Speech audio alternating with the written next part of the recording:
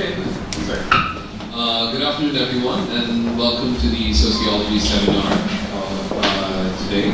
We're very pleased to have here with us Professor Ashok Acharya, who's come all the way from BU and has fought through Delhi's traffic in the 20th year. We're very glad you could make it. I was expecting this on traffic issue. But Professor Acharya is a reputed scholar in political science, and especially in the fields of political theory and thought. His personal interests include the question of political theory and thought, and also from the perspective of comparative politics as well, if I get that correctly. And also in terms of the relationship between ethical life and politics. The impression I get from Professor Acharya's work,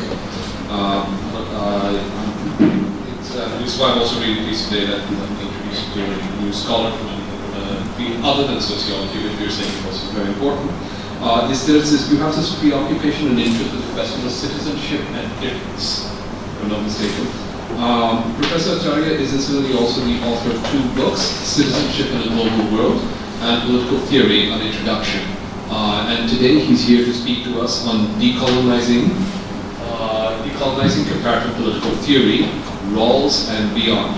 Professor Acharya, we're very pleased you could spare the time to come visit us here in Parliament, and we look forward to hear what you have to say about the topic. They're all yours for the next 45 minutes. Thank you. Thank you, Dr. Datta. And it's indeed a great pleasure. I'm coming back to South Asian University for the second time. There was another work that I had before, and so the same group. I'm happy to be here, and especially getting to meet the students and to interact with all of you today. So thanks to Dr. Dev Martin for making this possible, and for whose work I also have very high regard. And yes, I do political theory, but probably this will be one of the few times that I'm addressing a sociology seminar. And so, keeping that in mind, I will try to give a more accessible path to political theory, and I have been enthused with, and also somewhat deeply connected with some of the central problems in political theory. And I must also say that I've been thinking more than I've actually been writing,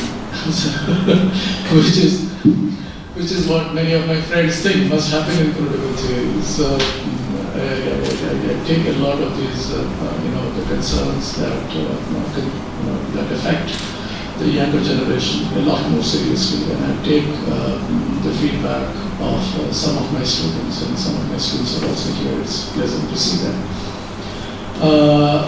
There are concerns and there are worries, and although we can't theorize everything, but we make an attempt to open up theory to newer understandings, newer perspectives.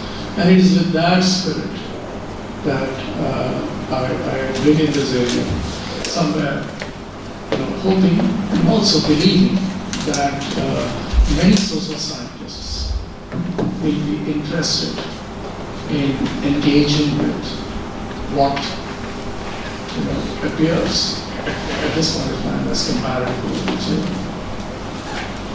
Now, within political science, most of us feel that political theory is, the closest cousin of political theory is philosophy, and at times in many political science departments, those who do political theory have their natural friends and relatives in the philosophy department, not in their own department, because it is like, and as you also have in sociology, for instance, those who do sociological theory and those who do empirical sociology a little bit more. So in political science, we try to make the distinction between the normative approach and the empirical approach. And both of these approaches don't apparently see eye to eye with each other. So those who do normative critical theory at least consider who does what empirical theory science.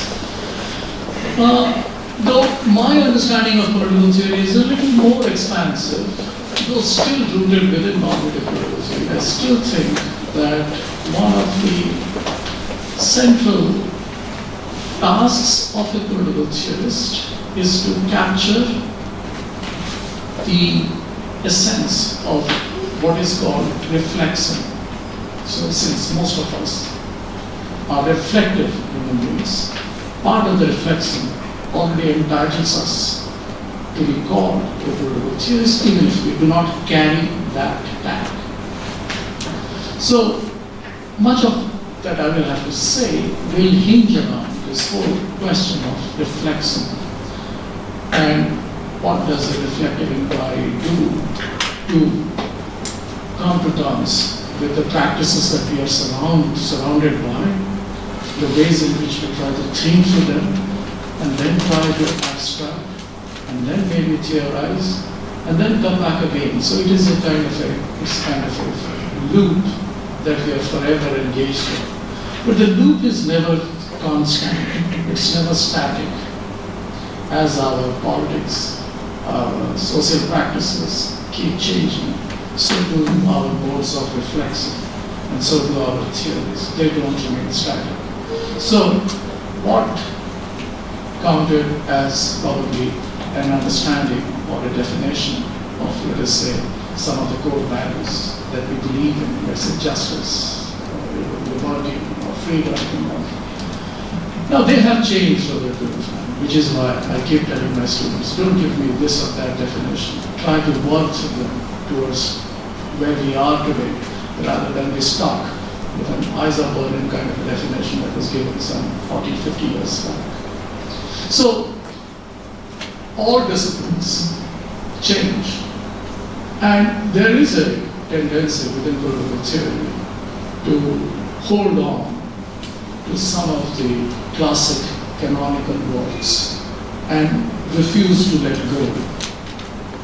I think that is where I step in, and I use this as a kind of a foil to step in to make a little bit of an opening up, as I would call it, prying open what we might see as a problem of boundary policing that some political theorists have been doing. So there are political theorists are at times, especially if they belong to the Anglo-American variety, they are like the policemen on the boundary. They don't want to refuse the horizons to grow beyond that. And I think that's where I step in and I say, you can't keep a check on this. There has to be an onward flow because social sciences are changing and so on. And our modes of thinking have also changed. Our reflective inquiries have also changed a lot than where we were before. And so it is futile now to cling on to that old canonical literature in the name of doing political theory. So that is where I step. So before I proceed, I just wanted to flag one thing. At any point of time, if you thought any of the idea that I'm trying to discuss with you is dense, please raise your hand. I will repeat myself once again. But so far so good? Right? Okay. So my entry into this is an attempt to re-engage with political theory. But an attempt to re-engage not just with the content of political theory, but also with the method of political theory. And in order to do so, we have to somewhere understand as to what went wrong with political theory. There was a time I have been taught by teachers, and probably, you have come across such academics who hold on and who have just repeated themselves, the way they were taught and the ways in which, even they. So there was some classic literature that would always fall back on. Most of the time, even when we design syllabi, we also say that, yes, these are some of the classics that we have to read. But one of the things that we also have to keep in mind that we cannot We must read everything, but we must also question everything. And that is the purpose of higher education. Right? It is no longer an undergraduate course where we are supposed to have a good understanding of the foundations at the higher education level, and especially after we are done with our undergraduate studies, having understood some of the conceptual founding blocks of every discipline. We want to engage with them. To engage means to be able also to critique them if necessary. Now, that is not always an easy thing. It is not always an easy thing because these names hang heavy over us. So there is a Rawls in productivity who hangs heavy on you and say, oh, can I really challenge what Rawls has said? Or can I really challenge, for instance, in sociology, or Anton Giddens or David Parsons or some of these Durkheim and all those great sociologists have said. But this is something we never do at the master's level. But as soon as we come to do our PhDs, our supervisors tell us, because they have more time with us, and they tell us, don't be so deferential about such figures. And we need to be challenging them. But the trouble is not just about challenging. The trouble is that, and as I have been trying to do this kind of an exercise for the last 10, 20 years, and I'm just giving you a very practical example. Through that, I bet you will see what I'm trying to get at. Is that, in trying to devise syllabi for the department and all that, writing them, rewriting them, all the time I'm confronted by one problem, and that is, am I smuggling back into the course the same old stuff, or am I trying to give my students something new, in tune with the times? It's not always possible to bring it in.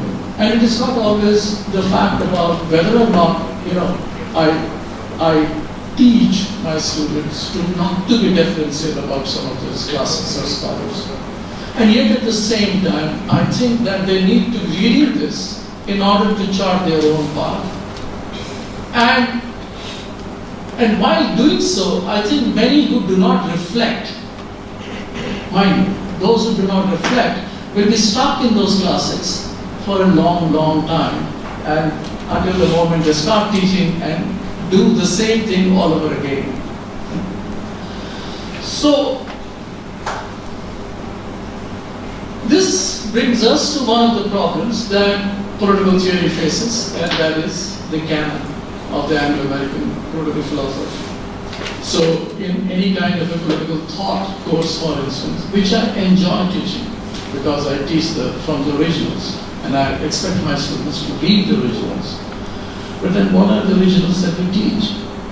From Plato to Nietzsche. We, if we Plato, Aristotle, Hobbes, Locke, Rousseau, all dead white males. So they are all dead white males. They have a resonance, philosophically possible, philosophically speaking. I find Plato very engaging. I find Aristotle very engaging. I find the differences between them very engaging. And yet at the same time, there's a part in me which says, well, is it a fact? And that actually happened when I was writing this particular chapter in the citizenship book. I was writing on classical citizenship. And I cursed myself for not finding enough evidence to write about, let us say, the roots of democracy in ancient India or Egypt and so on. Though in ancient times, India was not India. Civilizationally speaking, or Egypt was not the modern day Egypt. But they had the roots of such democratic flourishing, but we just don't have the evidence. And so I had to fall back on the Greek barrier and discuss about the origins of democracy in classical Athens. So the canon poses a problem. But when did we start questioning the canon? We started raising questions about the canon when the entire social sciences came under the grips of what I would call a postmodern re-evaluation. So, and I'm not a postmodernist, but whether or not we agree with postmodernism or whether or not we believe in it, almost all of us have been touched by what I call very narrowly the postmodern spirit. We have all been touched by the postmodern spirit because that was a moment that allowed us to raise other kind of questions, reflecting as we were from our own conditions, to raise questions about how and why did modernity get to be defined by someone else in which I did not partake at all. So, but simultaneously, along with the postmodern spirit, something else was happening. And if you go back to the last century, towards the end of the last century, the 1980s were known to have had very violent ethnic conflicts. And towards the end of the 1980s, you not only had a postmodern spirit gaining strength, but you also had an ethic of what I would call an ethics of diversity, or an ethic of diversity, that was also slowly doing the rounds in the academic circles. So people were more open to learning other things, other cultures. It's not that this was not present before. It was also present before. Montesquieu had done that. Diderot had done that.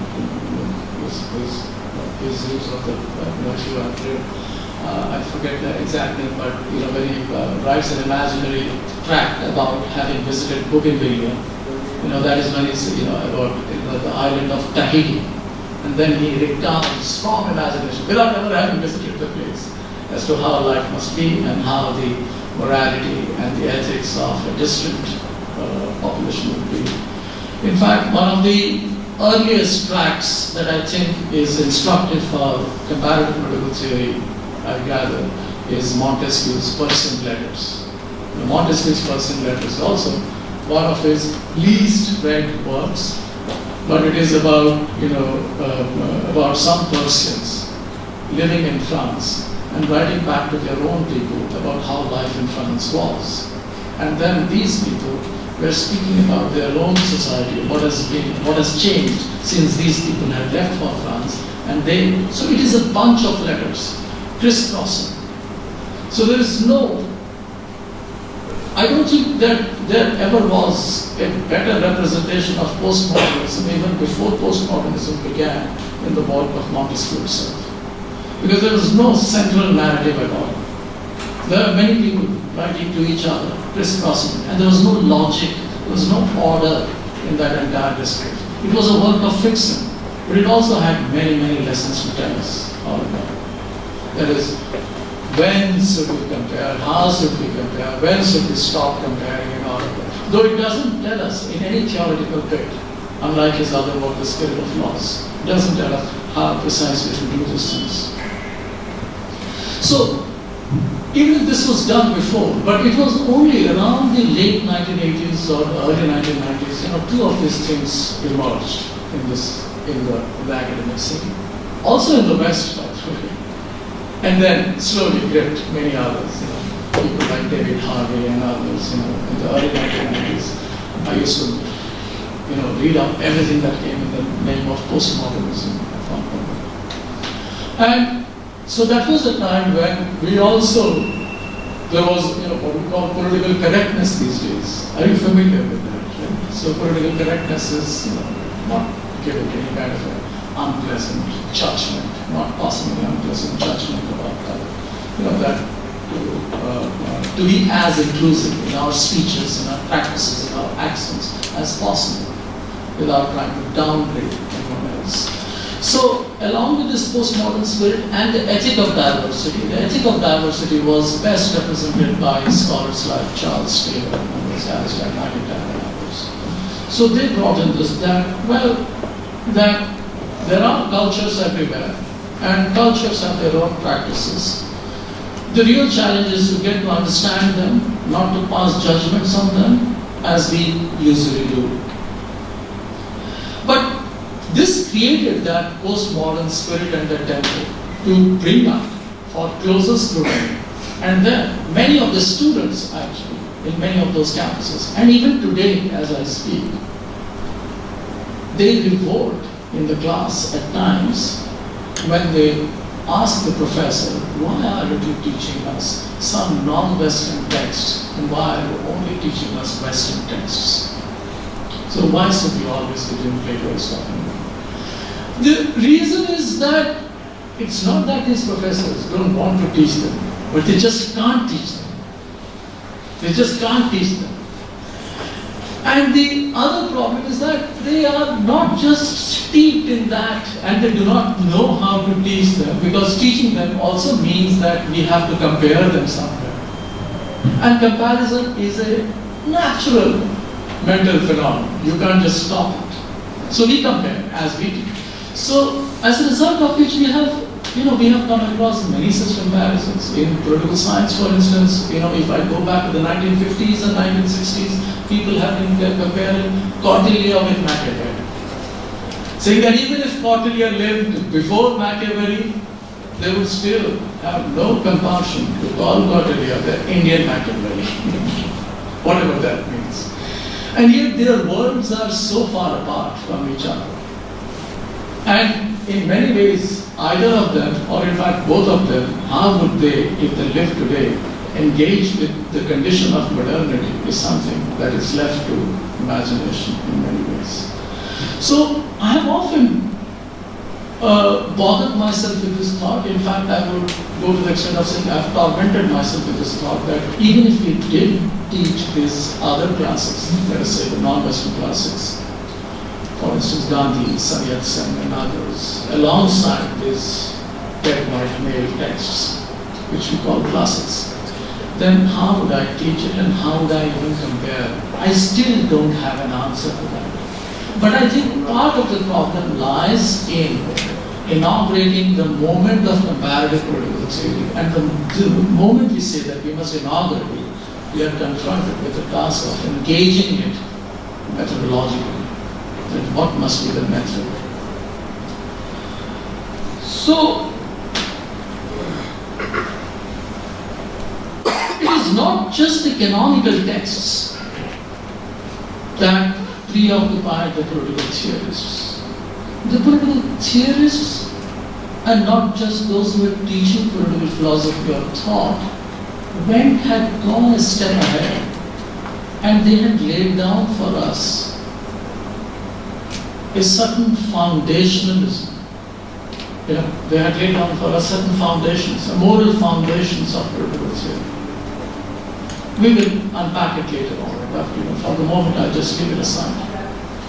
And at the same time, they felt that whatever political theory that they said or they spoke about had a universal resonance and application as well. So in many ways they felt that so it came very naturally to them that their theories transcended their cultures and must apply anywhere equally. And so, when I was writing my PhD, my supervisor asked me to suffix my PhD title by saying the case of India. And I asked him, why did Rawls write a theory of justice and did suffix it in the case of the United States? And no, it's not just about how I got back to him, but we also had a lot of serious discussions about comparison. And I will come to a moment as to the method that he's again one of the forerunners in this whole thing, and the method that he has employed, and why I find it also wrong in some ways. So, this transcendentalism of how theory can transcend cultural barriers came naturally from those schooled in Anglo-American political philosophy, especially of the analytical political philosophy variant. This is the political theory. We have other varieties as well, and I'll come to that in a moment. Like for instance, critical theory, which is much more European. Anglo-American is more of a kind of an analytical one. So, this transcendentalism usually takes place not by actual use of examples. You don't find any actual examples. And if you flip through Rawls's book, and if you are able to survive the density of his language, you will also realize that there is hardly an example that actually connects with the ways in which you have understood the world around you. It is not even American, I would say, because there is no American example. Rawls writes at a time, 1971, the book is published. In the background, you have the civil rights movement. There is no mention about the civil rights movement. It is and so, even Americans cannot connect, emotionally and psychologically connect with the work of Rawls. Let's criticize him now. I have better things to say about him later on, while we can. And so, there was a kind of a removed, but then Rawls does something different. He engages in a kind of what we call a thought experiment. And thought experiments are usually hypothetical, are drawn from hypothetical examples, whether it is Rawls, whether it is Dworkin, whether it is, even Blue Cycle Man, and many of these people. They would use all those imaginary, hypothetical examples to buttress their points. So, for Dworkin it is, if what we were shipwrecked and arrived in an island, how would we want to relive our lives in a more egalitarian manner of trying to organize our institutions in such a way that we try to compensate for unequal circumstances while trying to give equal liberty to each and every member of the community.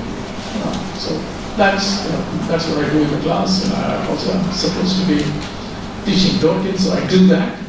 But this is a hypothetical example. In the Rawlsian case also you have a hypothetical example that people are stripped of their identities and they behind the veil of ignorance that then they are asked to reflect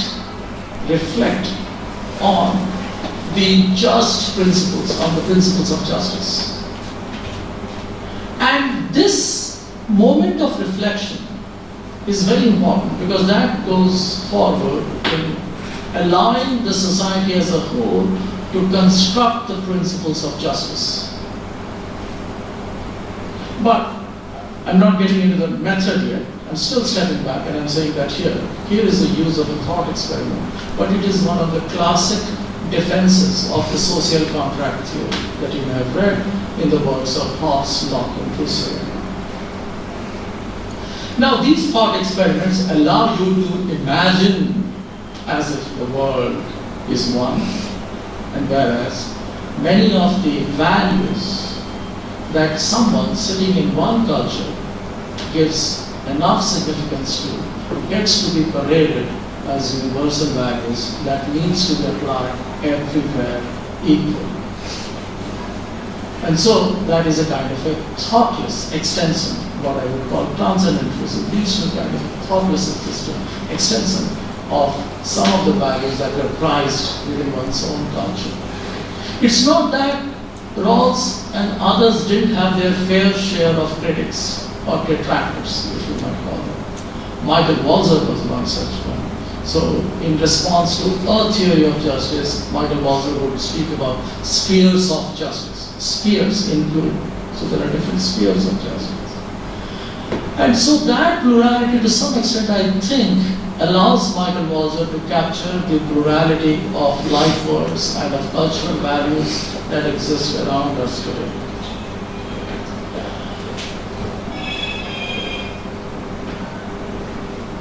Now, this kind of a foundationalism and this kind of a transcendentalism, in many ways, you may have already figured out,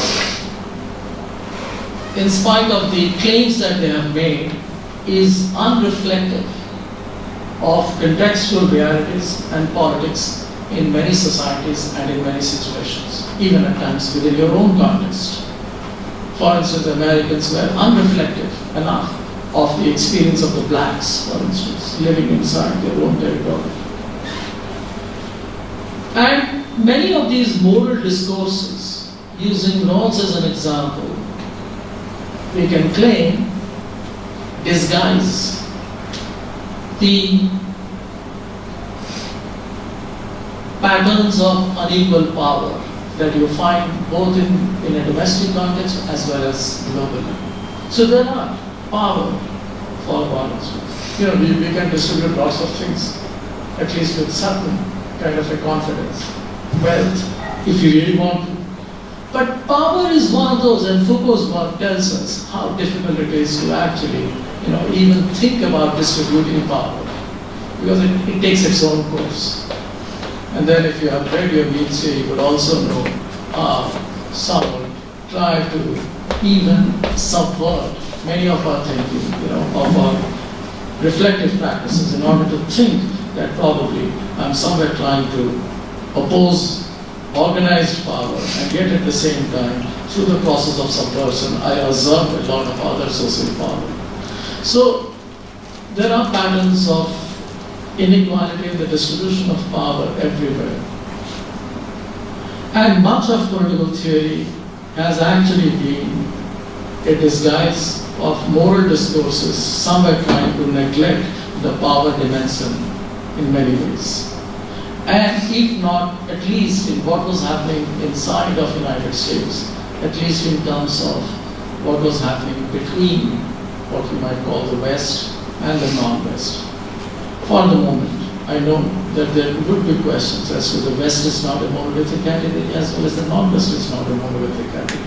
I'm very self-conscious of that, but we will just allow them. So I'm just stylistically presenting the West and the non-West as some kind of constructs, being fully aware that they are not monolithic constructs, but they are political categories where a disproportionate amount of power and wealth resides in the global north / the west, and a consequently less power and wealth lies with the global south / the non-west, even if they are distinct, even if we can disaggregate them further. Now, because the condition of modernity touches upon the lives, and especially with the beginning of globalization, it also touches upon the lives of all people everywhere. It is also a responsible task to reflect on these unequal power relations wherever they exist. Not just between the West and the non-West, but even within the non-West, if there are inequality in power relations, we are supposed to be reflecting on these. So, political theory, in some ways, the ways in which it was constructed was completely blind to this. Whereas people were already reflecting on these unequal practices of power, of arbitrary power distributions. And political theory was not addressing them. They were only interested in the hypothetical examples, not in the real examples. So this gap remained, and this gap became, over a course of time, unsustainable. It was a top-heavy political theory with no relationship with the realities. And so even while people were reflecting on their unequal power relations, that they were embroidered.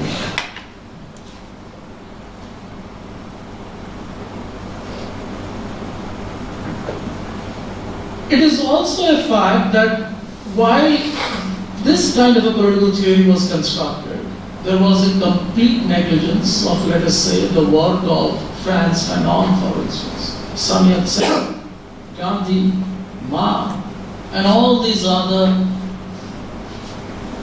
thinkers in the non-West, but they were not just thinkers. They were engaged in political struggles. And in the direction of increasing human emancipation in different forms. And so these scholars were completely neglected and they were never read.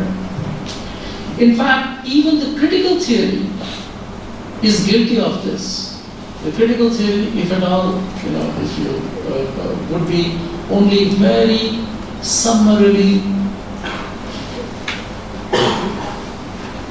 and patronizingly patronizingly, would do a kind of would try to cover the works of Famine and others and say, but it is the modern condition in Europe that preoccupied them the most.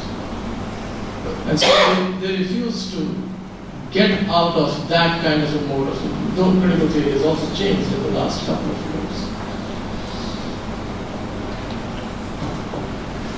So, if I have to just summarize everything that I have said so far, we can somewhat agree with what Charles Mills, a black political theorist in the United States, says about Rawls. And that is, Rawls and the rest of political philosophy displaced normative priorities for a long time. So even while you try to celebrate that Rawls was the best thing that happened to political philosophy in a long, long time, but we also, because of him, we displaced our normative priorities. A lot of these things were happening around 1999. Is gentleman whom you may have heard of his name. Have you heard the name of Fred Dalberg? Right? Yeah. So Fred Dalberg in 1999 wrote a piece, Beyond Monologue, towards comparative political theory. That was the first moment somebody called something like a comparative political theory and inaugurated it with this. So the term gets to be inaugurated around 1999. Dalberg is unlike many other political theorists that I know of, a very kind, humble human being who not only knew his English, German and French and Hebrew, his Hebrew, and also he knew Hindi, Sanskrit, Chinese, Japanese, and all these different languages. Though he couldn't write in all of them, he could translate and he could access much of the European languages, and he was always, interested as a person, and I had the good fortune of having met him 10 years before he wrote this book. And I have my personal admiration for him, and I consider myself to be also very lucky because he was my PhD examiner. And so I owe a lot to him in my own life in thinking along with him.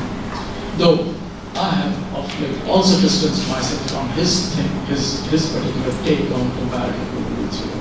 He's very old now, but one of the pioneers. But his style of writing is such that he is not that,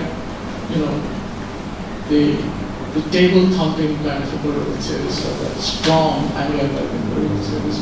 He likes to quote others, has enough empathy for others' work, and tries to, as he puts it in his own word, lift them up for closer scrutiny.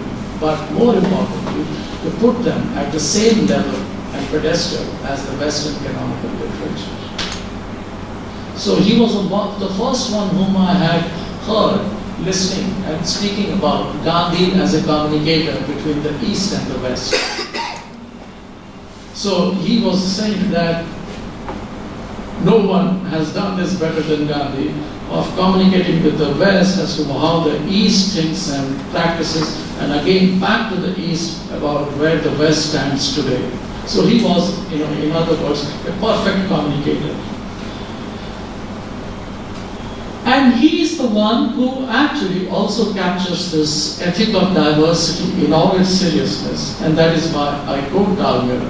And his work is, his first article, Beyond Monologue, was like, so far, Western political theory has been engaged only in a monologue, meaning a dialogue between different civilizations and cultures. And we need to engage with the rest. And we also need to decenter the West, going with the postmodern spirit. We need to decenter the West from the center of intellectual inquiry. So this I'm talking about political theory. But a similar such thing was happening in all the social sciences roughly around the end of the last century. So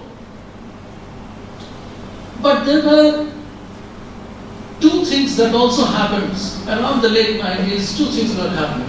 So the call for a more universally inclusive social science approach or political theory, in order that it may properly claim the title of global political theory. It's only when you become inclusive you can call yourself global, right? And more and more books are being published now on global political theory. You can't just supplant Western political theory for global political theory. So as there is a movement away from the Western canonical literature, there is also a realization that in terms of trying to include all other perspectives, we must truly move towards a global political theory canvas. It's a wider one.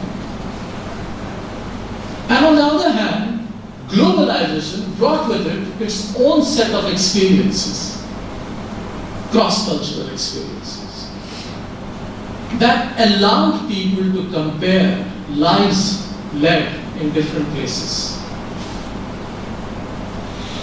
So, the global impulse to include everything also went hand in hand with the practices that globalization brought closer home. But the practices that globalization brought closer home, could cut into two ways. It was like a double-edged sword. In many ways, we knew the differences that existed between my culture and the other culture. But globalization also brought us closer to the truth and the reality that actually the modern condition, the one that we as modern subjects, also lead similar lives and also have common problems. There is a problem of corruption everywhere. There is a problem of poverty everywhere. There is a problem of inequality everywhere. There is a problem of inequality in power relations everywhere. There is a problem of women's emancipation or struggles for more rights everywhere. And of course, there is sexual harassment everywhere. There is a Me Too movement everywhere. Right? So, globalization brought us closer to these realities, and then we find the commonness. So even as we try to understand the differences and past the postmodern age, we also got to understand the commonness that brought us together.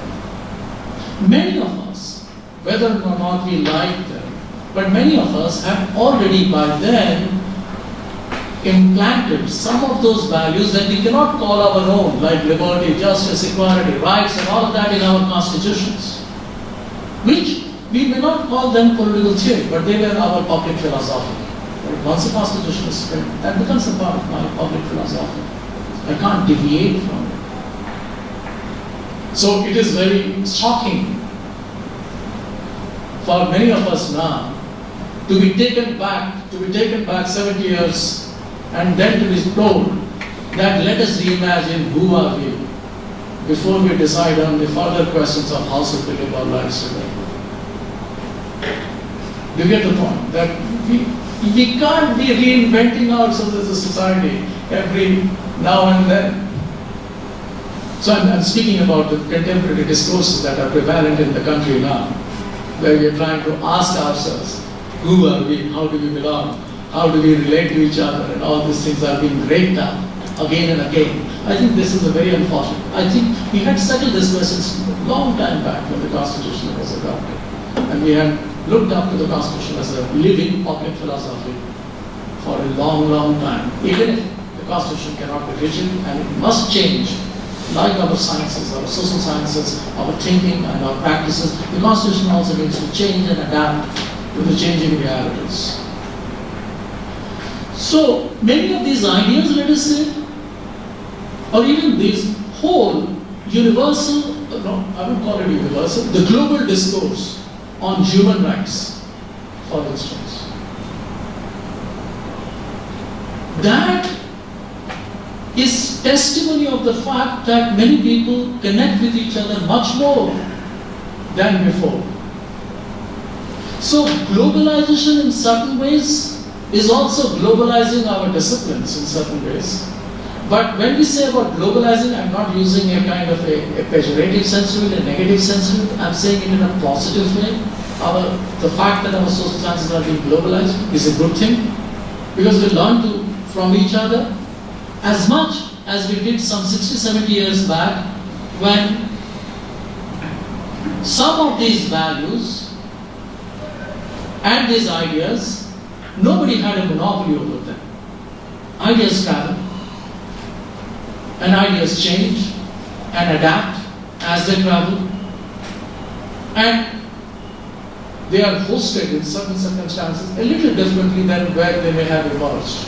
But we have also contributed to these ideas in many ways. Gandhi's struggle has contributed to a global version, to enriching a global version of, let us say, justice or equality and all of those things. So we partake of it and we give back to it. So this is a little different than how I had posed the question initially. And let me try summarize, and I haven't yet come to the way, so can I have another 10 minutes? 10 minutes. Okay, thanks.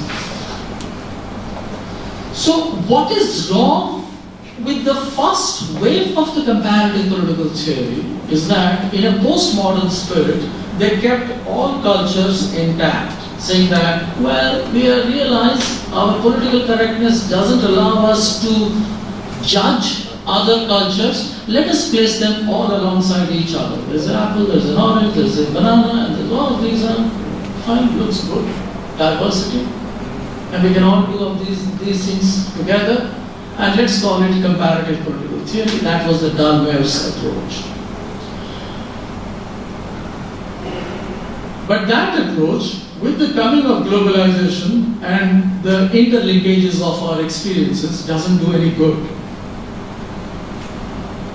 So it is like telling the Iranians, be happy wherever you are. Your values, live with your values. Do you have a problem with your regime? Well, your values will someday revolutionarily erupt and allow you to do things. Until then, you just have to wait. And that also didn't do any good to those of us who, imbued with the cosmopolitan spirit, wanted to reach out to others and connect with others' practices. For instance, many of us do not know the history of Sri Lanka, even if you are in India. Many of us do not know what's going on in Bangladesh. But now, increasingly so, we are getting to know what's going on in many other countries. Right?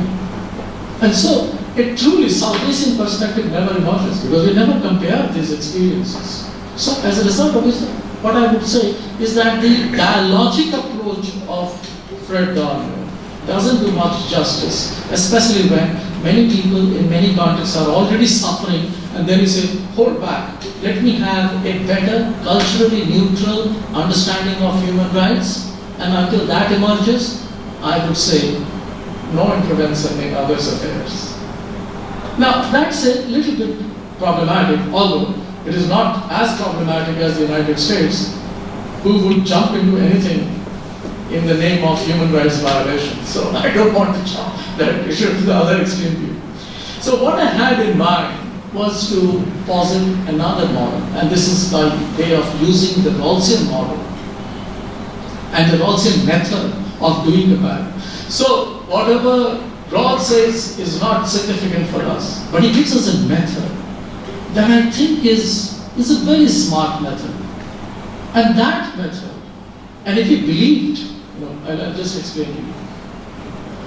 I've always been tormented, and whenever I teach any introductory class in political theory, I try to relate how theory and practice relate to each other. Both are like parallel lines, they never meet, and they're not supposed to meet. Practice is practice, theory will remain theory, and yet that theory which doesn't reflect on its own practices is useless. It doesn't mean that it should completely reflect all practices, because practices are of different kinds. Non-discrimination as a principle within theory was established 100 years ago. But social practices, laws against discrimination, still exist today. Right? So many of the practices, theory needs to have that critical distance from all sorts of practices. and needs to stand up saying that, well, this is not done. But in many cases, practices also have few more things to tell us about what theory hasn't been able to measure up to. So many of those things have been left untheorized, especially in the non-Western world.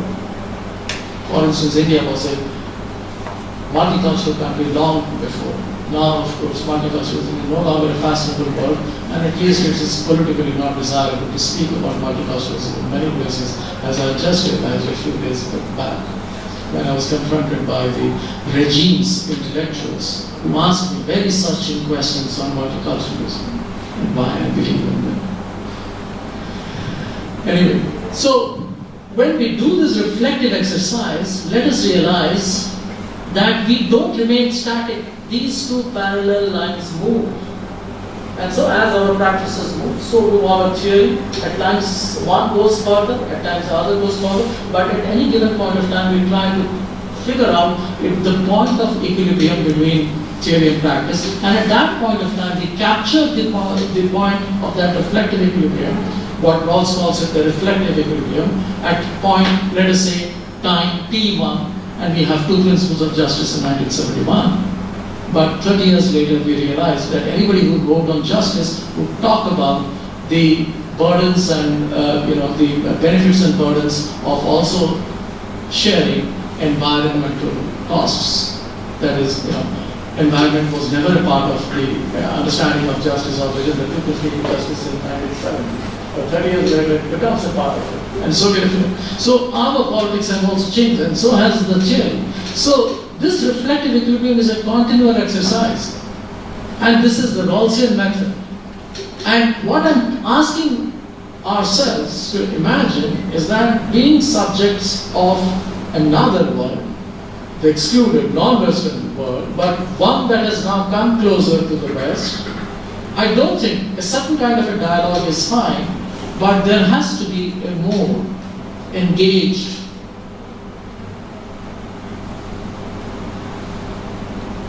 exercise of comparative political theory, whereby what I mean is that to me, for instance, living in 21st century India, to me and to each one of you, questions of justice matter, but in our own different way. And we have our own understanding of what justice is. And this we get through reflective equilibrium. And we are always reflecting. And comparison is also reflective inquiry. And so if we believed in the Rawlsian method, we can't any longer be satisfied with the Rawlsian conclusion, because that is passive. That is gone. Right? We believe in the dialectics of the Rawlsian method, we keep moving forward. We can't stop at the two principles of justice. Maybe we will have 5 principles, or 6 principles, or maybe a set of entirely different principles. But what we come up with also needs to be then brought together in order to engage with other kinds of products that other societies have come up with in a modern sense, as modern subjects, not as holders of traditional cultures, and not exactly in a postmodern spirit. So that methodological engagement can have several layers to it. At one level, we engage with some of the values that we prize. At another level, our experiences and our changing practices will allow us to engage with some more models, maybe cosmopolitans. But these are times of nationalism. A nation state still weighs heavy on us. But we can't blind and restrict all our political thinking to the boundaries of the nation state itself. But someday we will probably, hopefully, and our children will, if not we will live in a borderless world where people can move from place to place, right? And we hope, inshallah, that this happens someday. And if it doesn't mean that we will not stop trying for it. We will keep trying for this. So, when we try to move forward, we can't be looking backwards all the time, though we would know where the inflection of certain modern values have come in and how differently inflected some of the modern values are, but they must somewhere emerge out of what I call, and yet to write on it, is I call, and a stretching Rawls, that probably the best method to do comparative political theory would be a global reflective equilibrium, keeping intact some of those values that may emerge from different contexts. I don't call them states, I don't call them societies, I don't call them civilizations. So from different contextual realities, for instance, in South Asia, there's a lot of similarity of our experiences with many of India's neighbors. And so, which actually reminds me that at one point in time I thought of sharing this with colleagues in this university, that like you have a book coming out on African keywords, it's time that we came out with a book on South Asian keywords. And that would be one of the best contributions that we could do to comparative political theory, and you can count on me for helping you with this project if you believe in it, we can talk about it. But anyway, so this is where I think that comparative political theory needs to be more method-centered and less to be dialogue-centered. And the method-centered is a better option for us because it allows us to engage with some of these values, and most of these values, believe me, are now, like us, are hybrid in character. They are no longer Indian, Pakistani, and all that. So I will end here. Thanks a lot.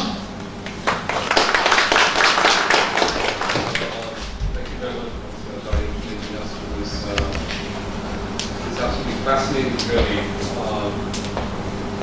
with regards to the theory. And I'm also saying this all, I've not been a student of political theory. Brief examples of political theory where we're from, locations, and such figures. Like when I first saw Rawls, I must confess I felt pretty intimidated. I thought, oh my God, Wednesday last week, yeah, this I've never read Rawls. They play talks about Rawls, but then I'm a very good student of it. And I think there's a lot you sort of taken us through, also this question of political theory, and also its location, the location of political theory in a very classic sense within the idea first of the canon. And how this canon is now being increasingly questioned. And I also found it very interesting about how you talk about this rift between, one person, of course, the rift between theory and practice, which is something that's perhaps not just specific to political theory, political science, but actually it's even in our disciplines as well. I think the other characteristics this kind of divided theory and practice in terms of one side is Brahmins and the other side is Shudras. I'm not sure correctly, but there is that rift. And I think this is something across all the social sciences, and I think neither side is speaking to each other adequately. Or it becomes, well, the theory guys will say that the empirics lose sight of the larger picture, the empirics say the theory guys are making up stuff. So, and of course this question about boundary policing, which by the way is being, boundary policing itself is being questioned constantly. I think philosophy as a mentioned. I think as so as there's a debate about, why should we look at white philosophers, and there's a backlash against that, saying that, oh, this is the problem, we're losing sight of the West, and so on, and things like that. Of course, a friend of mine always mentions, why do we always imagine the Greeks as white? Because in their time, they weren't exactly as white as the Anglo-Americans. They've been made white over time in recent, so that's one of the things. And also this, but what I'm also especially struck by is that when the comparative method comes in, I think this is also something that needs to be thought of much more across all the social sciences. I mean, I come from anthropology, and there is a tendency to have, a lot of anthropologists privilege to say ethnography and we focus on one, and the accusation is that we don't take a larger picture. But even in that process, we're constantly comparing maybe with our own or with others, even if I'm focused on one.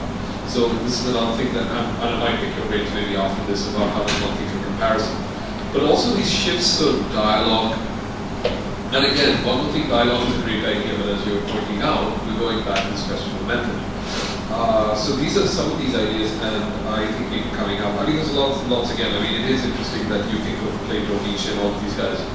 But this is actually what you mentioned in the question I raised at one time teaching about social theory here into the MPhil students. And when I asked students to name a South Asian thinker, it was interesting that it is a Gandhi, and it is, it's people who are not professional academics. In fact, that way professional academics are able to protect the intellectual establishment in a way much more than the activists. Funnel and so on seems to be read in post-colonial studies, if I'm not mistaken, so I'm not sure even in conventional social science studies like that.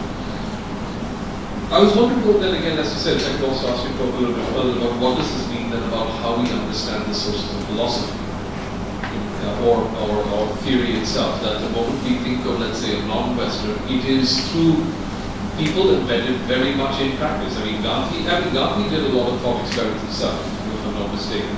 Some of his experiments were actually quite crazy if you think about it. One is, you're sleeping at home, someone breaks into your house to rob you, and it's your father, what do you do? And it is a serious ethical question.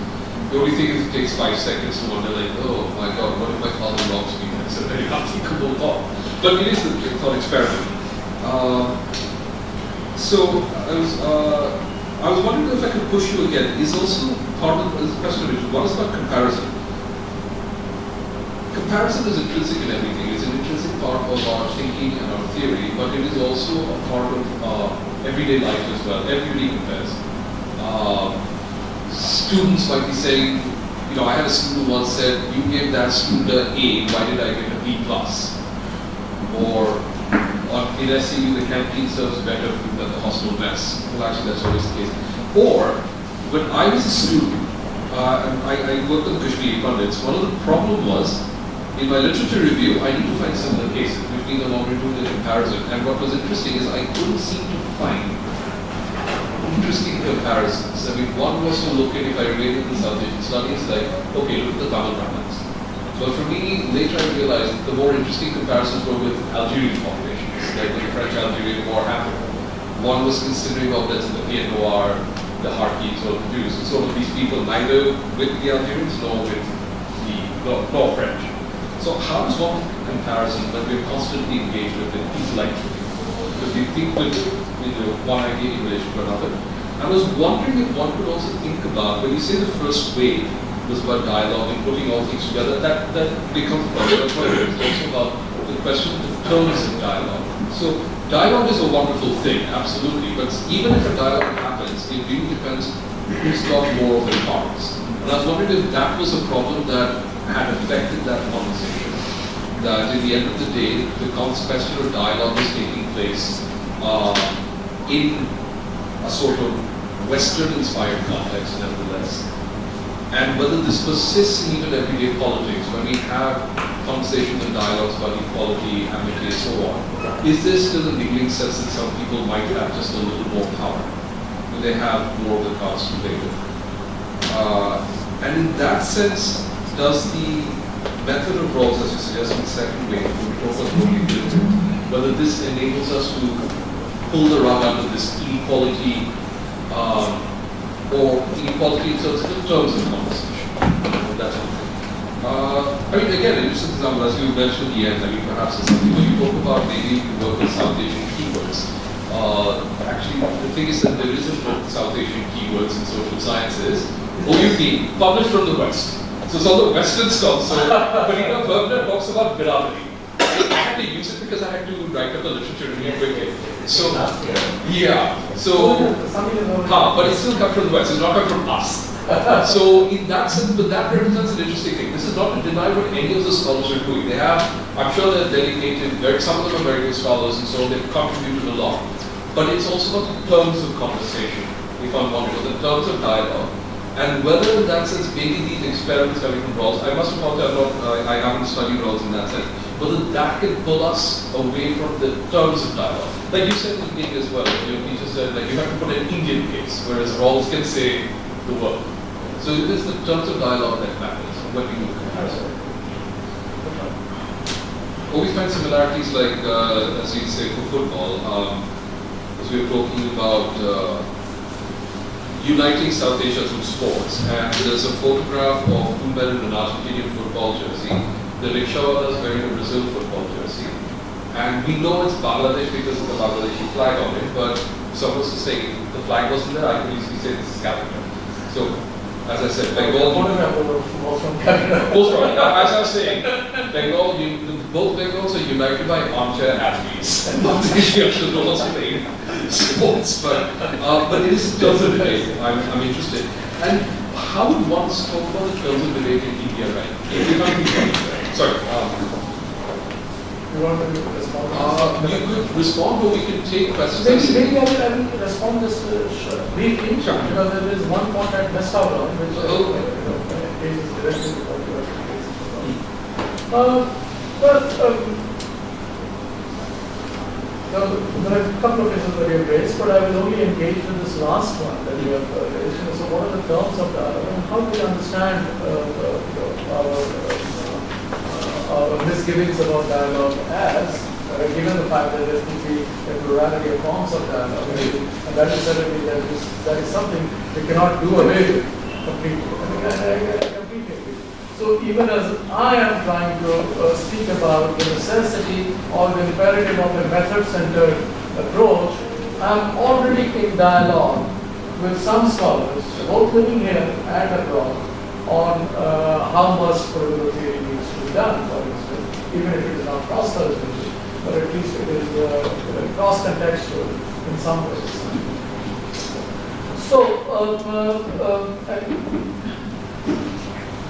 So here is the rub, and that is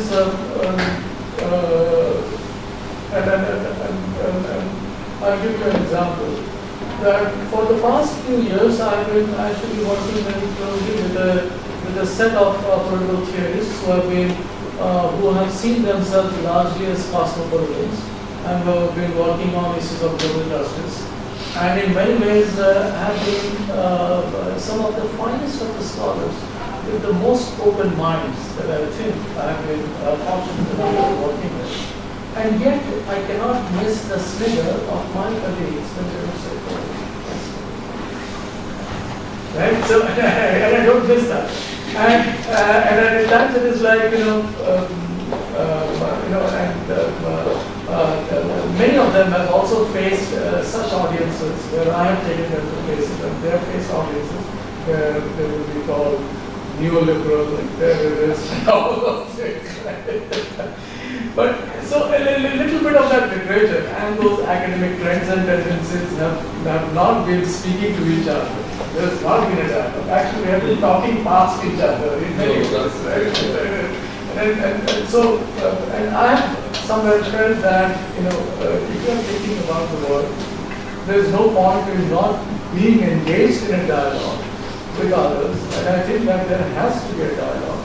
Not by way of saying, look, listen to me, what I'm saying is also equally important, not for that, but to resolve some of the problems that the humanity faces as a common.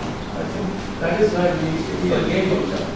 But I think one of the crucial dimensions between the kind of dialogue that I refrain from endorsing and the kind that you probably are suggesting to become more hospitable, what makes the difference is the element of judgment.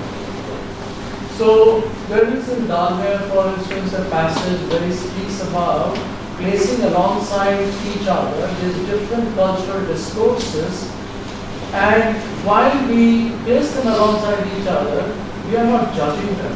So we hold back our judgment. So a lot of the postmodern spirit went away all belief in rationality. So judgment becomes a rational exercise. So you must have more kind of an anthropological, if I might provoke you to listen to, is an anthropological prejudgment kind of a value that we give to some of these stories and place them alongside. But I think we are necessary, and this actually I didn't get the time to gather with other kinds of questions about how do I see the enterprise of the vocation of political theory. And I think it is somewhere centrally connected with the question of rational judgment. And judgment plays a great role. And so, besides reflective inquiry, we cannot refrain from judging, but judging, in trying to judge, we are rational, but at the same time, I usually make a distinction between trying to be rational to the nth point, to being rational as a reasonable person might be. So, being rational with a certain amount of reasonableness allows us to entertain and also accommodate those differences that exist. So, One of the best ways to understand how reasonable is to, to suggest that I might as well apply your shoes and get into that and see from your point of view what I would is reasonable approach to do. And so I would tone down the rationality part, and I would say that reasonableness is also important. But judgment is an activity that you cannot escape from, in the name of culture. Whether you are situated in India, in Africa, in Latin America, in US, anywhere. Exactly. So when I'm talking about the method-centered approach as against the dialogue-centered approach, I'm somewhat trying to give more emphasis on the prerequisite of rational judgment, rational in a limited sense, rational judgment that must play its part in trying to help us understand some of those values that have already become high-grade in the course of time. And then, of course, for instance, why would anyone, in fact, claim that there is a kind of a Western variant or there is, enlightenment is all Western, was racist? There have to, every society has its own moments of enlightenment, and across time, comparisons can be made. It is, what is more challenging is to see what those modes of enlightenment and when they emerge, is more important. So, probably here, if you're looking at, let us say, the Brahma Samaj and all that, and then allow us to imagine, to inaugurate the moment of Indian enlightenment. And then across time, also have some kind of a fruitful exercise of comparison with its variants elsewhere. Then I think, or imagine this whole question of the Caribbean. That has emerged in different societies differently. Also, this whole question of, so even if some culture doesn't value rights as such, almost all societies and cultures value dignity. And that can be a new way of changing all the plural discourses on human rights. So the question of harm, the question of dignity can become, I'm not trying to deliberately latch on to some of the culturally neutral values. What I'm trying to suggest is that they exist almost everywhere. Yeah. And once we value dignity, and once we are able to understand what harm is all about, we would have a better understanding of how that justice must step in what sense rights must make a difference in our lives, in order to protect our dignities in some ways, and in order to prevent some of the harms that are caused to us. So it is the commonness of the experience is all about again evaluating harms and harmless. If I may say so, it's actually culturally neutral. If there's a moral component to harm, there are moral harms and moral injuries that people suffer. They suffer on account of caste, on account of race, on account of gender, on account of many, many things. And these are common experiences that bind us together. And in many ways, some of these values are hybrid. The ideas are valid, but they're also hybrid, and we negotiate with them in our own ways, and we must make sense of them in our own ways, having judged some of the inequalities and some of the unjust practices in a reflective mode, and then trying to come up with it. So it is a prejudgment versus a judgment that I would be more keen to connect with.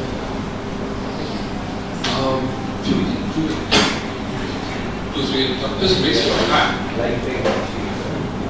Just raise your hand and just mention who you are. The mic will get to you. Right.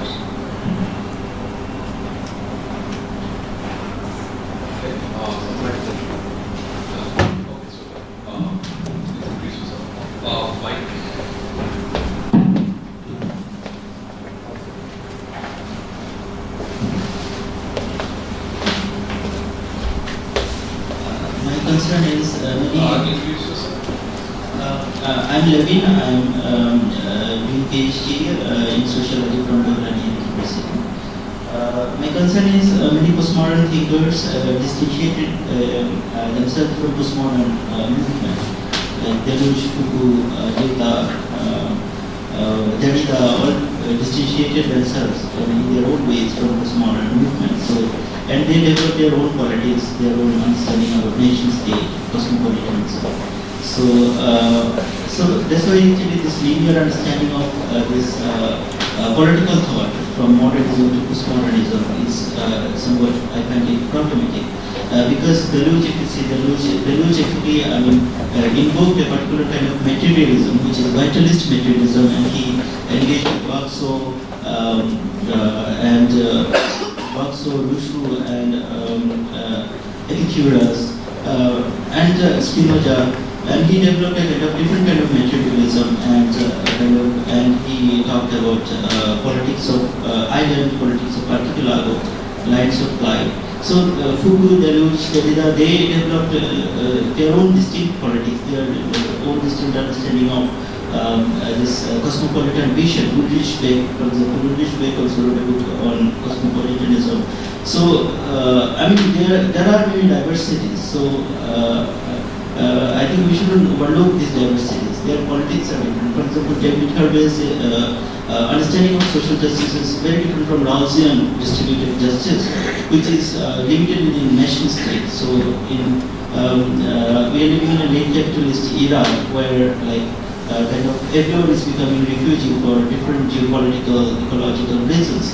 So now actually we need to, and also ecological crisis compels us to think about different understanding of Leviathan. Many people are talking about human rights for the non-humans and climate Leviathan. So I think we need to question this distributive justice framed within the nation state, and we need to envision a post-national kind of cosmopolitan political orbiting. Okay, thank you. Next question over there. Just introduce yourself. Yeah, hi. Hi, I am Divendra. I am from Delhi University, Department of Political Science. So I just have quick queries rather than having questions. So one of the first queries that I have is you also talked about that thinker on his article Ovoya to Ovoya, and he talks about how enlightenment have that imperialistic kind of understanding of different societies. Even Sankar Muthu also talks about it. So don't you think that in this exercise of decolonizing comparative political theory, what we also need is to reconstruct the categories that we use? The categories that we use, we have what Pankaj Mishra also has talked about, it's temptations of the West. We usually talk about categories, or we usually use meanings and the understandings of the categories, say about equality, let's say about justice. What we have heard from the West, or we understand those categories in that perspective. So don't you think that we also need something to raise the bar of our own categories, to use our own categories, or let's say to bring it at another level, to theorize our own thoughts, that the way Bhikkhu Parekh also talks about, that what we need is to theorize our thoughts, and what we need is to move our own categories rather than using those categories that have been created already by the enlightenment thinking. So that's the one. And the second is, don't you think that if we also use this Rawlsian method of reflective equilibrium, that's fine. Don't you think this is again leading to yet another kind of universalization, because then you are using only one method for whole of the society, for whole of the context, and then again you are saying that okay, we need to analyze things according to this methodology, which is continuous, which is accepted, yes, true. But don't you think that we should also open up the discipline in a manner that we should also accommodate different kind of methodologies to be used in this whole exercise of comparative political theory? That's it. Thank you.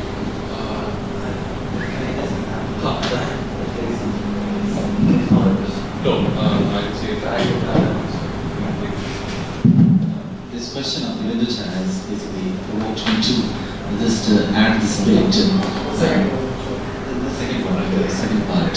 So, first part is equally valid in the sense that the idea of theorizing the thought, which has been talked about in political science, it has dawned upon a little later.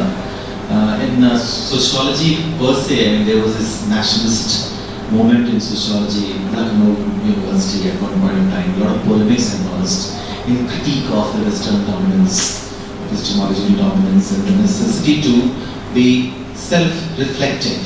Not too much of theorizing happened. There was no stress on theorizing, but self-reflection became a kind of tradition within sociology and social anthropology post-war India. What I was interested in the second part, I got a clue that why this worry to be positing something which could be universally applicable. There may be variety within postmodern. However, there is one unanimity as far as epistemological temperament is concerned, and that unanimity is about this no problem with the context or the local or the lower in scale can be. That tolerance to go with very, very localized stuff, accepting that whatever has been offered in the name of enlightenment or scientific epistemology was localized somewhere else, that kind of recognition. So this temperament allows us to probably ask for the validity of something which is extremely local, maybe even suffers regressively local. I mean, some of those things which may appear not, you rightly use the word politically correctness in some other way, but things which may not appear politically correct, but since they are local and they have some epistemological balance, why not go with that? Why to eventually think of making it universal? I understand that this question takes us back to that debate about how theory should be, what should be the basic nature of theory, and everybody almost agreed that eventually it has to be universal, no matter what is the source of inspiration, where it is standing, and also I was thinking on that. All right, very, very challenging questions, and yeah, the last two especially, I will address them, but the first question will be with level. Yes, postmodernists have changed themselves, and they haven't maintained particular academics in any case are not supposed to maintain the uniform thought throughout their life. We change our views, change so our writings and works reflect that changing ideas. But when they were all writing and reflecting on this, because of them and because of other things, something changed in the landscape of social science itself. So to that I was referring to, and which was again, of course, and proceeded by another experience where we were, even some of us were prepared and some of us were not prepared to the order of global evolution. We were all questioning everywhere. So, many of them, down to materialism, surrounded, or different reasons and the way in which they perceive the outside world, and many others saw them critically. But the challenge for political theory was to try to come to grips with something that was remotely simply emerging in the name of global political theory, not just political theory, which usually passes the name of Western political theory. So that was emerging. So that shift happened. But when the postmodern spirit was alive, it had already affected political thinking into influencing someone like Fred to speak about John Monroe. So, yeah, the if I got you right, your first thing was, it is too nice to talk about deconstructing some of those Western categories, but while trying to reconstruct some of those categories, why can't we do it our way, as probably Vico Parekh has suggested, and not some other way? No, actually, much more than Vico Parekh. If you read Michael Freedom, he's also he teaches in Oxford, and his has been one of the most trenchant critics of liberalism, which is understood, and the way he parades itself as the universal doctrine of liberalism. So he would say that liberalism has its different challenges. So what we understand as liberalism as an ideology. So Michael Freedom's work has been to unpack ideology. As far as I see Vico Parekh's work, it is about more in terms of being a critique of it, and specifically his particular piece on Decolonizing the works of Locke and Mill. It is in that 1999 edited book by Alexander Thomas, End of Physics, as a question. I didn't say that. So what Parikh does there is, Parikh at times, and many scholars are actually worried, and to the extent whether he actually, positions himself within the liberal doctrine or steps out of it. And he does it, both of it. He slips in and out of the liberal discourse, saying it. It's useful for them. He's but of course, he has to do that, because for instance, when he's reflecting on race relations in the UK, for instance, it was necessary that he slipped in, but then he brought in a diversity of perspective to it. But not necessarily, I would say, he's someone who endorses the reconstruction of category as such. And if you look at Paul Kelly's critique of Deepu Parikh, you can get a little bit of that. But I've always wondered, but there is one thing that he has never unpacked, and that has been somewhat influenced by communitarian philosophy, something that he calls by the name of every society has its own operative values. And it's a real challenge to figure out what Parikh has in mind when he speaks about what those operative values are, and how would they differ from society to society. I would say, the family also operates by certain operative values everywhere in a similar manner.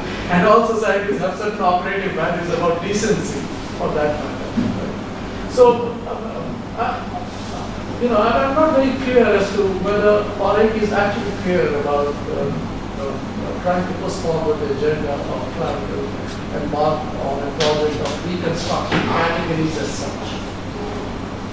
Though I don't dispute this particular exercise. If somebody else were to take it up, for instance, you talk about content misline and all that. But I'm worried if I'm going to a village and if I'm doing a focus group survey, as I've done in the past, and if I'm speaking to people in remote Uttarakhand, I speak to them not the English version of rights, but I ask them, and they understand what adhikar means. Right? And should I go back and tell them, well, do you know what? We have changed the terms of the discourse and we have changed the categories. So adhikar will mean something else now. And now can you change your discourse? So we can't do that, because this is already, so as I said, the Constitution is the best living example of a public philosophy, something that people already impart. So people understand what an adhikar is, people understand what a right is. It is much easier. And that actually ties it with the second kind of question, and also a little bit with the local epistemology. I'll come to that in a while. But your second question is actually a little more challenging, and it's a rich one. And even I'm been self-conscious and self-critical of trying to smuggle back in Rawls' method in trying to resurrect as wholly a project as comparative political theory. So here I'm trying to bring back the villain who has been the subject of much of the ire and the anger and the wrath of all the comparative political theorists, and bring him back in. But I think that there is a reason. I do not, I completely agree that there can be a plurality of methodologies that people can subscribe. But I think, but I'm not in that, and I'm not interested in trying to see which other methodologies are good. I'm just trying to say that there has to be method-centered approach. But I seize upon the Rawlsian method as a significant one, stripped of its ideological content, of those liberal conceptions of justice, which may or may not go well in other contexts. What I think is important here is that we retain the element of judgment there, and of reflection on practices as such. And there are tiers, and I didn't really get into the details of it as to how this can turn it out. Because the first tier of the reflective exercise can lead to further tiers. But hopefully we do not, as Jerry Cohen sometimes suggests, Jerry Cohen, the famous theorist from Oxford, his famous work on that article on facts and principles. I read that. Principles. they must come down and it will be everything about fact or something like that. So, and he's even dismissive of Rawls of not being theoretical enough. Right? So, there is a Jerry Cohen who is completely dismissive of Rawls of not being theoretical enough, but is still dabbling in some context somewhere. But I think that here, I don't deny the legitimacy of pluralism.